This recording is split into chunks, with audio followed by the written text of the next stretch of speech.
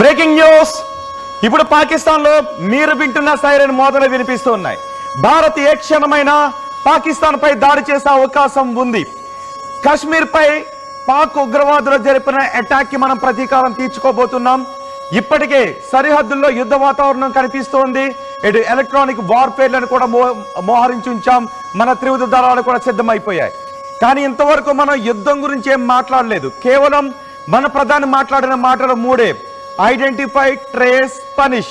కానీ పాకిస్తాన్ ఇప్పుడు యుద్ధ భయంతో ఉంది.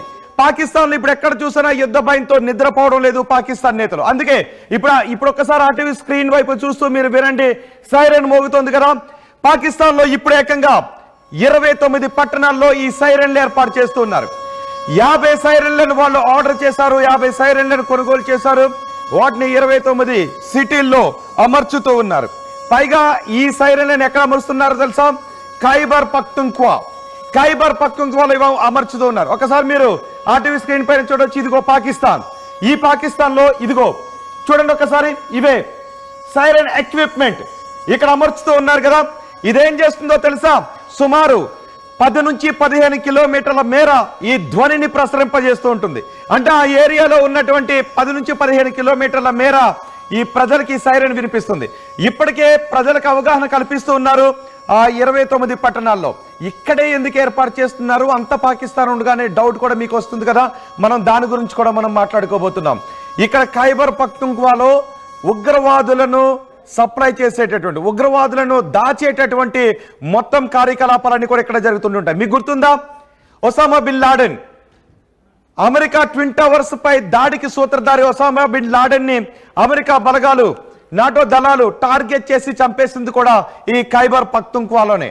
అతను ఒక చోట దాగి ఉన్నాడు అని ఒసామా బిన్ లాడెన్ కొడుకుని కూడా, ఇద్దరిని కూడా టార్గెట్ చేసి చంపి ఆ బాడీని తీసుకుని వెళ్ళి సముద్రంలో ఖననం చేసేశారు. ఈ ఘటన మీకు గుర్తుంది కదా. ఇప్పుడు భారతదేశంపై అనేక దాడులకు పాల్పడి రక్తపాతాన్ని సృష్టిస్తున్న హఫీజ్ సయీద్ కూడా ఈ ఖైబర్ పఖ్తుంఖ్వా ప్రావిన్స్ లోనే ఉన్నాడు. అందుకే ఇప్పుడు ఖైబర్ పఖ్తుంఖ్వా ప్రావిన్స్ పైనే మనం దాడి చేస్తామేమోననే భయం ఇప్పుడు పాకిస్తాన్ లో నెలకొని ఉంది. అందుకే మిగిలిన పాకిస్తాన్ అంతటినీ కూడా కాకుండా కేవలం 50 చోట్ల మాత్రమే ఈ సైరన్లను ఏర్పాటు చేస్తుంది. ఒకసారి మీరు ఆ టీవీ స్క్రీన్ పై చూడండి. మళ్ళీ వినిపిస్తాను మీకు. మళ్ళీ ఆ సైరన్ వినిపిస్తాను. ఇప్పుడు పాకిస్తాన్ ప్రజలకి, పాకిస్తాన్ లో ఉన్న ప్రజలకు కూడా నిద్ర పట్టడం లేదు, పాలకులకు మాత్రమే కాదు. ఎందుకంటే ఆ సైరన్ మోగితే వాళ్ళు ఏం చేయాలనే దాని గురించి కూడా వివరిస్తున్నారు.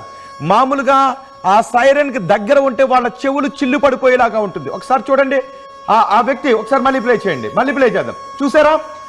ఇది సైరన్ ఎక్విప్మెంట్. దాన్ని ఎత్తైన ప్రదేశంలో ఉంచారు.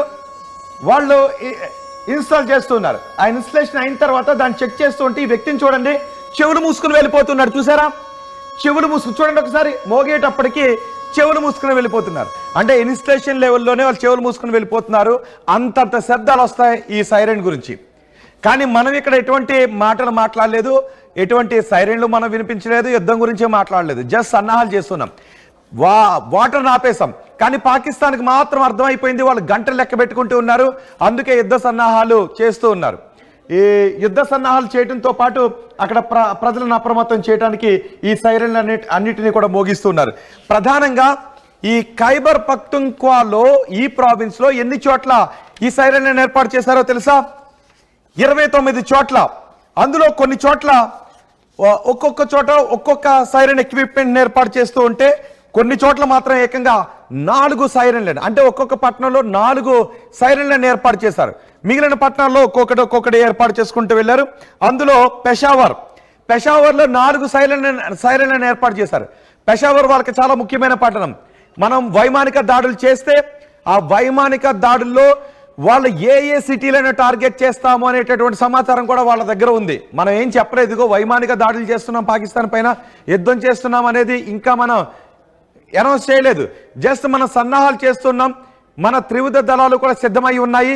ఇప్పుడు పాకిస్తాన్ ఈ వార్ భయంలో ఉంది. అందుకే ఒక్కొక్క చోట ఎక్కడెక్కడ ఈ టార్గెట్ చేసే అవకాశం ఉంటుంది, ఎక్కడెక్కడ మిసైల్స్ పడే అవకాశం ఉంటుందని వాళ్ళ ప్రజలందరినీ కూడా అప్రమత్తం చేస్తున్నారు. ఇప్పుడు నేను ఒక మ్యాప్ మీకు చూపించబోతున్నాను.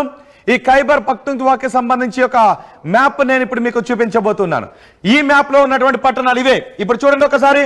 ఇదే ఖైబర్ పఖ్తుంఖ్వా. ఇటువైపు ఆఫ్ఘనిస్తాన్ ఉంటుంది.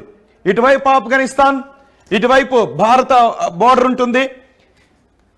ఇక్కడ నుంచే ఈ సిటీలన్నీ కూడా పాకిస్తాన్ ఇప్పుడు అనుకుంటుంది ఈ ఖైబర్ పఖ్తూన్ఖ్వాపై భారత్ దాడి చేసే అవకాశం ఉంటుందని.